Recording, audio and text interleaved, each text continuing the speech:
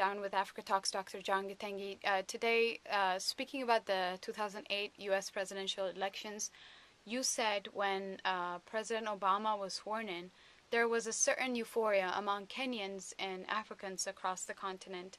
Well, do you think that it has worn off after 4 years? Well, the enthusiasm for the man himself as a president, that is still there. There have been quite a few disappointments, though, in terms of what he could do for the continent. So, in that regard, I think that enthusiasm has been tempered by the reality, and by the practicality of the situation, the political situation here in the U.S. The fact that he's been, trying to run for re-election.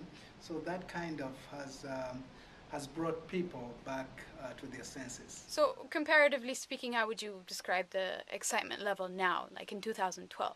It's muted. It's a lot muted now.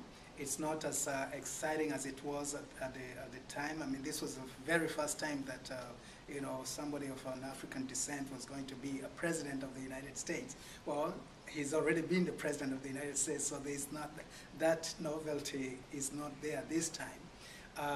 There is right now only the hope, the expressed hope that he will be re-elected. But people are not that as excited as they were the very first time. They've gotten used to having a president of African descent now for the last 4 years. Yeah, well, during your presentation, you mentioned the fact that President Obama made a trip early in his presidency to Ghana. But some have perceived Africa or even African issues to be placed on the back burner in the Obama administration. Well, how do you think has Obama's Africa policy been viewed in Africa? Well, it is true that there's been a perception that there's been a general disengagement with Africa in general by the administration, and that has actually allowed countries like China to move in and establish a real strong presence. In fact, China has become one of the most important trading partner for most of the African countries. And this is while the U.S. sort of has turned their head from being engaged in Africa. The engagement that we have seen has been mostly in terms of security issues, trying to address terrorism issues, Al-Qaeda, Al-Shabaab, trying to, and the most surprising thing is the issues of issuing travel advisories. It seems like the U.S. has been too quick to issue travel advisories whenever there is a perceived threat. When you compare that with other countries where there are real threats, for example, in Libya, after what happened in Benghazi, there was no travel advisory issued. But in Mombasa, Kenya, when there was some alleged plan of attack, immediately a travel advisory was issued. So there's a sort of uneven treatment in terms of you pay very much attention to some areas but not to the others. I think what most African countries want, and especially what Kenya wants, is to be able to thrive economically during this period that President Obama is in office and when he comes back again. And they want to do that by having the avenues of trade open, to be able to sell more goods to the United States.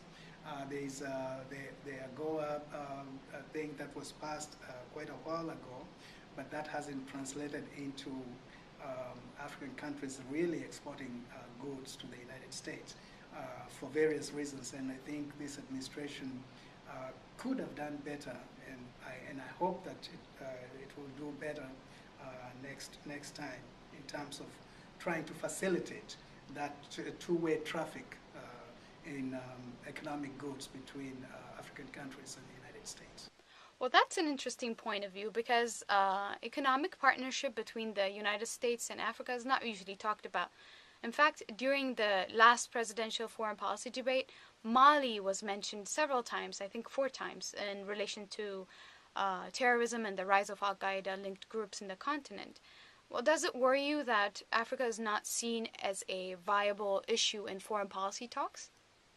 Yeah, it is worrying from a person, from my perspective, being an American of African descent. That's worrying to see that sort of disengagement. But from the perspectives of African countries, they're really not worried at this time because they have a ready partner in the wings. They're looking more and more towards China, and other Asian countries as trade partners, and they kind of say, okay, if you ignore us, we are going to ignore you as well. And I don't think many African countries were surprised that there was no mention of Africa, except for perhaps Mali. There was no mention of other countries in the debate. Now, you're from Kenya, and there was some reporting early on that Kenyans wouldn't believe someone like Obama could win in their country because of tribalism, corruption, etc. Have Kenyans demanded improvements in their policy or in their democracy because of the Obama election? And if so, I want you to talk about if Obama's presidency has impacted Kenya's democracy. Well, the whole entire electoral process has been a good lesson for Kenya as a country because there have been many lessons that have been learned and that are actually being put into effect right now. For instance, they mentioned that there will be a debate, a presidential debate, for the first time in Kenya's history. Presidential candidates will be engaged in a debate, much like the debates that we saw here, in the United States. The media has learned quite a few things out of that. In fact, right now what they're doing is trying to put together the logistics of how to conduct such a debate. They have learned quite a few things from the electoral process, and I think that has been at least a positive thing. How about presidential candidate Mitt Romney? How do people regard him as a candidate? Are there conversations about Romney's policies among Africans? No, because they know so little about him. They know so very little. What they know is just his association with the Republican Party, and that carries over into an association with the Bush administration. And so when they think about Romney, they're thinking about Bush. And they didn't like what Bush did, so now they don't like what Romney might do. They are afraid what Romney might do. One of the issues has been that we have seen a relative peace around the world during Obama's time, except for the regular, the usual spots in the Middle East and the places. But generally, the atmosphere in the world has been rather calm, and people are afraid, especially in Kenya, that that would change were Romney to become president, because they perceive him as being trigger happy. That he would see, for example, the first thing he said about Syria was that we should send an army there. We should have troops on the ground, and then he changed that later on, of course. But the initial reaction was that you wouldn't think about it. Not that we should not get involved and intervene in Syria. I think the world needs to. It's very shameful that the world has not intervened in Syria, but it's the kind of knee-jerk reaction to that probably worries a lot of people about Romney's candidate.